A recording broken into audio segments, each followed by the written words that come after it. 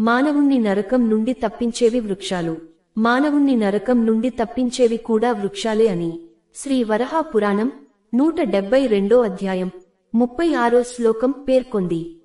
శ్లోకం: అశ్వత్థమేకం పిచుమందమేకం స్యగ్రోధమేకం దశ పుష్ప జాతిమై ద్వే ద్వే తథా దాడిమ మాతులింగే పంచామ్ర వాపి నరకం న యాతి. ఒక రావి చెట్టు, ఒక నిమ్మ చెట్టు, ఒక మర్రి చెట్టు, 2 దానిమ్మ చెట్లు, 2 మాది ఫలపు చెట్లు, 5 మామిడి చెట్లు, 10 పూల చెట్లు వేసినవాడు నరకానికి వెళ్ళడు. పెంచిన మొక్కలే పుట్టే బిడ్డలు.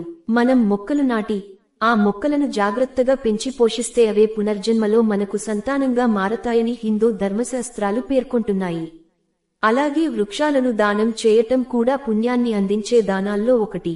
వృక్షాల గురించి ఋగ్వేదంలో ఇలా ఉంది. శ్లోకం: మా కాకంబీరముద్ వృహో వనస్పతి మసస్తిర్విహి నీనసహై మోత సూరో ఆహా ఏదాచన గ్రీవ ఆదదతే వేహి.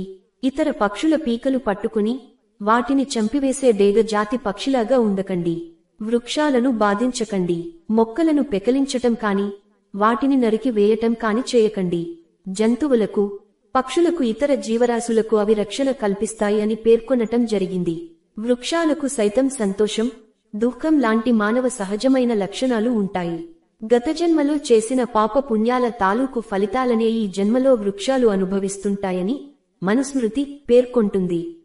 మానవాళి సంతోషం కోసమే దేవుడు వృక్షాలను సృష్టించాడు. ఎండకు ఎండుతూ, వానకు తడుస్తూ ఉండే ఈ వృక్షాలు మనుషులను మాత్రమే ఎండ, వానల నుండి కాపాడుతాయి. మహర్షులు సైతం వృక్షాల నీడనే గాఢమైన ధ్యానంలో మునిగి తపమాచరించారని పురాణాల్లో చదివాం.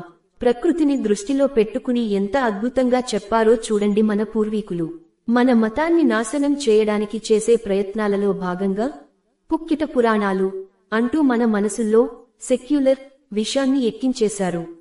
ఈ విషయాన్ని చిన్నప్పుడు స్కూల్స్ లో నేర్పి ఉంటే గత 70 సంవత్సరాలలో ఎంత పెద్ద అడవి సృష్టించబడి ఉండేదో ఊహించుకోవచ్చు.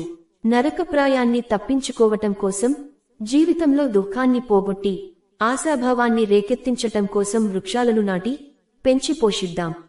100 బావుల కంటే ఒక చెరువు మేలు, 100 చెరువుల కంటే ఒక సరస్సు మేలు, 100 సరస్సుల కంటే ఒక కొడుకు మేలు, 100 కొడుకుల కంటే ఒక చెట్టు మేలు. సర్వం శ్రీకృష్ణార్పణమస్తు. లోకా సమస్త సుఖినో భవంతు.